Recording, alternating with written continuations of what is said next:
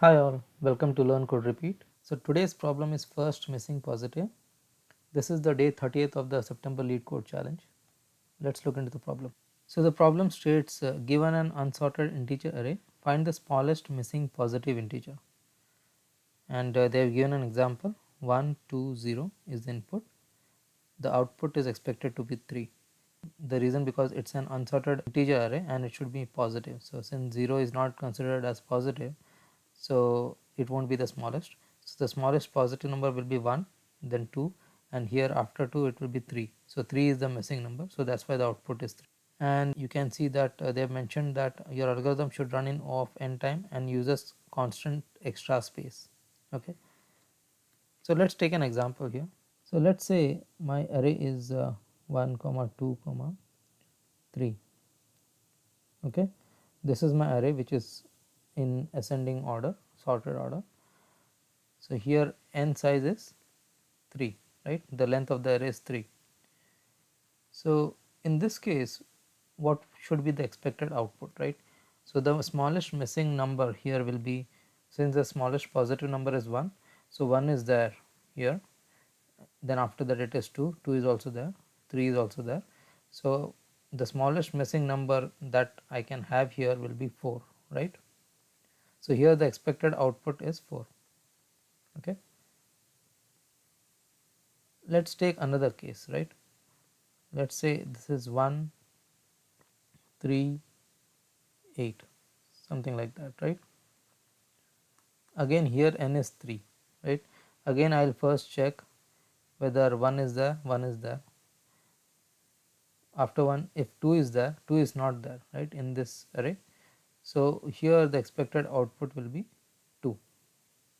Okay, now if you observe in both the cases, right, if my array is having all the elements which is same as the length of the array, right?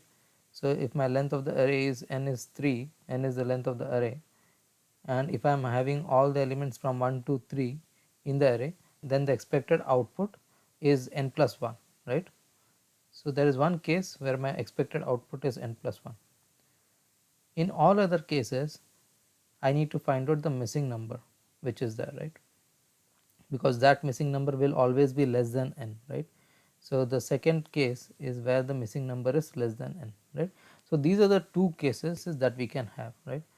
Now for a second, if we don't take into consideration that we have to solve this in O of 1 space, right?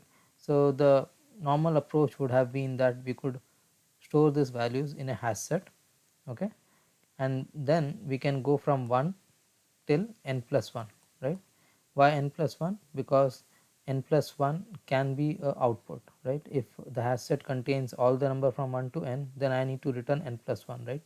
So from 1 to n plus 1, I can check in my hash set if the numbers are there in ascending order. So even though in my array, if the numbers are like 3, 8 and 1, right, if it is not in sorted order, if I put this in hash set and then I check each and every number whether 1 is there or not, then 2 is there or not, then I won't find 2, so I can simply output the missing smallest number as 2. Okay, so this is a normal approach which we can do it in O of n time. Okay, so the time will be O of n, but the space will also be O of n because we will store this array in a hash set. So let's see how we can optimize this so that we don't use this additional space, right? So we will go back to this condition and this condition.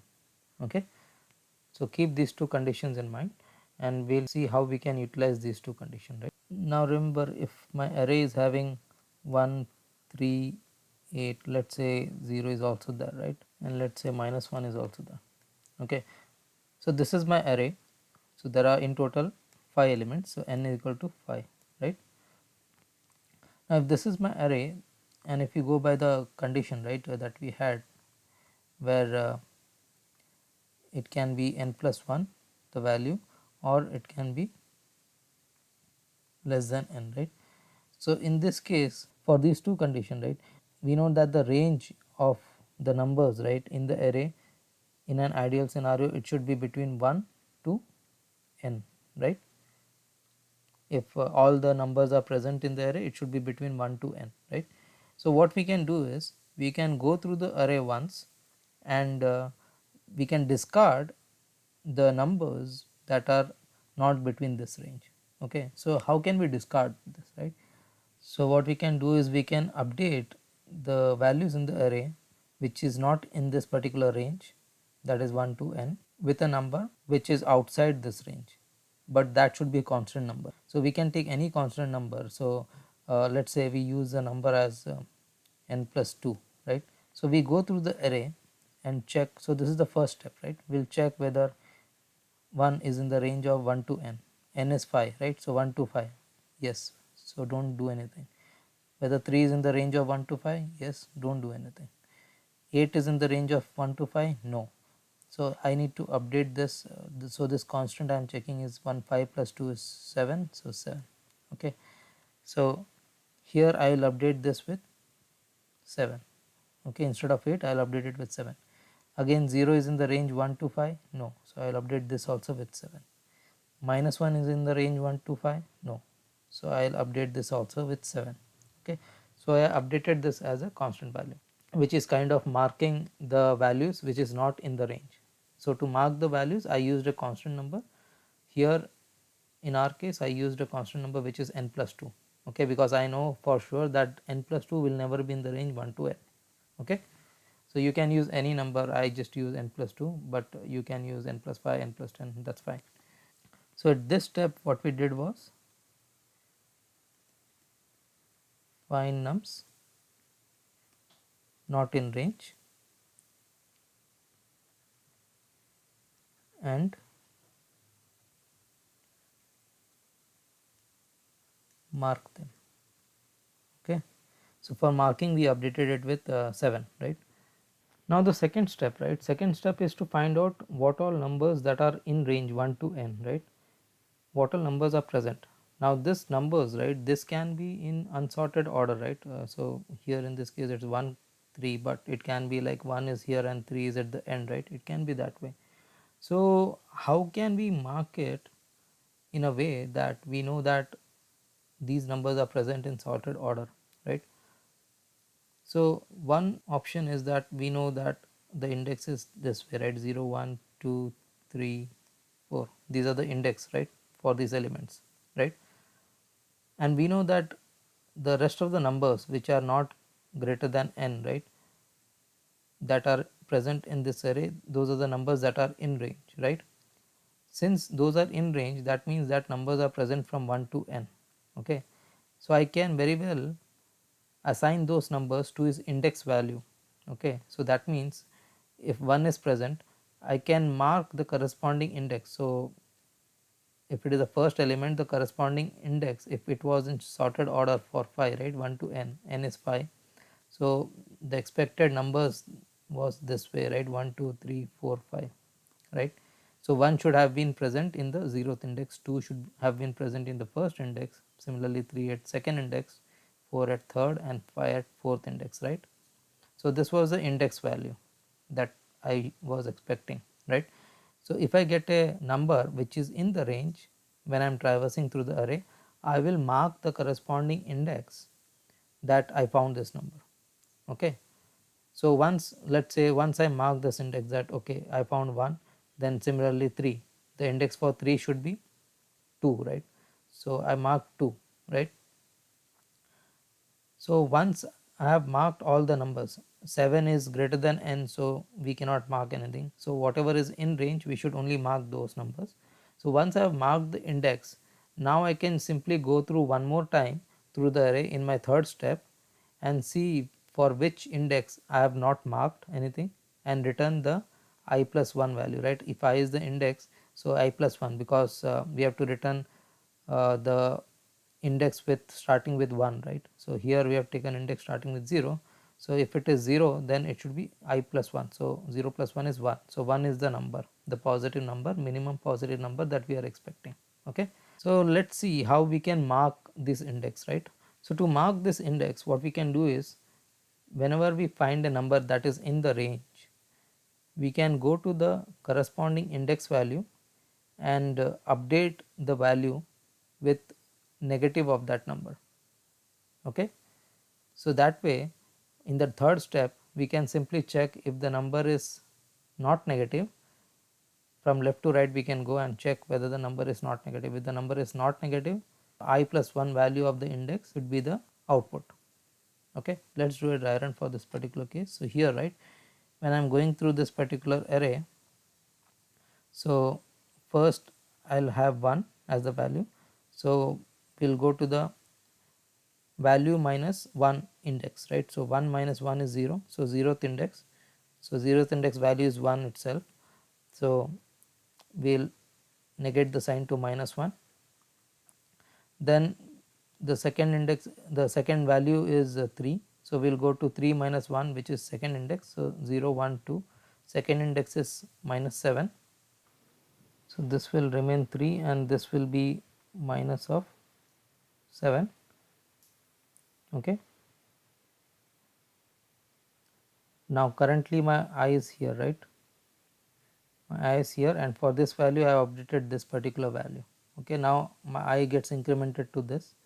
Now this value was updated to minus 7. Okay. So here in this case we have to check whether the absolute value of this should not be greater than n. If it is greater than n, then we should not do anything. So the absolute value of this is greater than n, so we should not do anything. Okay, I will go to next, which is 7. This is also greater than n, so don't do anything. Now in the third step what I will do is I will check for the first number in this previous step array, which is the first number that is not less than 0. Okay, so here I will traverse through the array. So minus 1 is fine, it is less than 0. Then I get 3. 3 is the number that is not less than 0, which is the first number that I am getting. What is the index for this? So the index for this is 1, right. This is 0, this is 1. So I have to return my I plus 1 at that point. So index is 1, so I need to return 1 plus 1, which is 1 plus 1 equal to 2. So here the output will be 2, and that is what we are expecting, right. 2 is the smallest missing number. So again, to summarize, first we need to find out what is the number that is not in the range of 1 to n. Okay, all those number needs to be updated with a constant number which is again not in this range, right, so that we can identify those numbers later on. So I have used here n plus 2, n was 5, 5 plus 2 is 7. So I have updated all those numbers with 7. So once we have updated all the numbers that were not in range, then we need to mark those numbers that are in range. Okay, and the way we need to mark those numbers is so that since the numbers are in range 1 to n, so we can indicate the corresponding indexes for that number using the 0th index. So if the number is from 1 to 5, the corresponding 0th index for 1 will be 0, for 5 it will be 4. So whatever is the value minus 1 will be the 0th index, and we can indicate there whether that number is present or not. Okay. So to indicate that, what we did is when we traverse through the array again, we made the value as minus sign, right. So here we multiplied it with minus 1, made it minus 1, again 3. So 3 minus 1 is 2. For second index, whatever was the value, we multiplied with minus 1, and the rest of them were greater than n, so we did not do anything, we just incremented the value of I here and went over through the array and did nothing.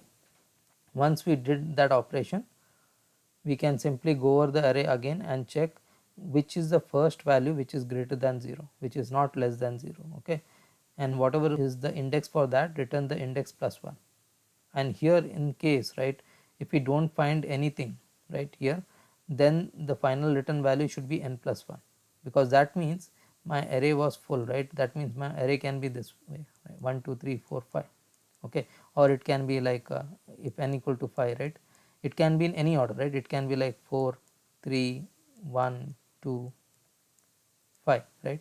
Even in this case, right, here in the first step I won't find any number that is outside the range, so I won't update anything in this array. In the second step again, so for 4 I will go to the 4 minus 1 index, which is third index. Third index, the value is 2, I will make that as negative. For 3 I will go to 3 minus 1, which is second index, the value is 1, I will make that as negative here. For 1 I will go to 1 minus 1, that is 0 index, I will make that as negative. For 2 I will go to 2 minus 1, which is first index, I will make that value as negative. For 5 I will go 5 minus 1, 4, which is the same index here, I will make that value as negative. So if the array is having all the numbers in the range 1 to n, so the second step also I will make all the numbers as negative, okay. And in the third step, when I am going through the array again to find out which number is positive, I won't find any number. So at the end, in that case I need to return n plus 1 as the value. So if n is 5, so 5 plus 1 is 6, so 6 will be the smallest missing number, okay. So let's code this logic. So the first thing that we did was find out the numbers that were not in range of 1 to n, right.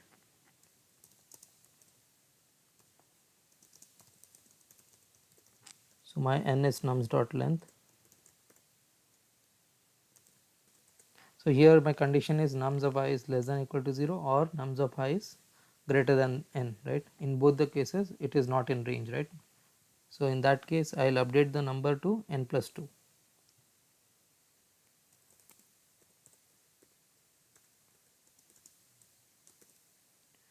So this is the constant number that I am using here.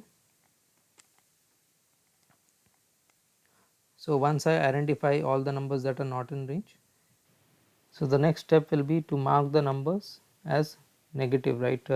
Whatever numbers are in the range, we have to mark those numbers as negative for that particular index value, right. So let's copy this for loop.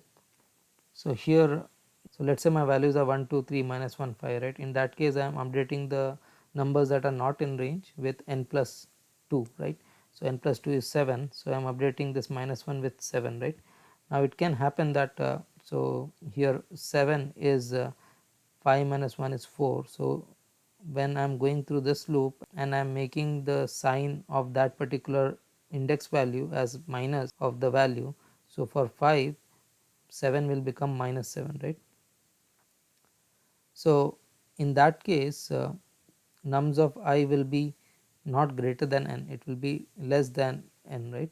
So here it should be actually in, let's say, k equal to math dot absolute of nums of I, and we have to check whether k is greater than n. In that case do the continuation, so I don't need to proceed ahead. Else, so whatever is the value, right, if it is less than n, then whatever is the value minus 1 for that particular index, change the sign, right. So that means nums of k minus 1 into nums of k minus 1, okay. Now again here, provided before I am making it as negative, I need to make sure that the nums of k minus 1 is already not negative, because it can happen there is another number for the same index because of which we updated it to negative, right. So we have to make sure of that. So if nums of k minus 1 is greater than 0, only in that case we have to make it as negative, otherwise it will again try to make it as negative and it will become positive.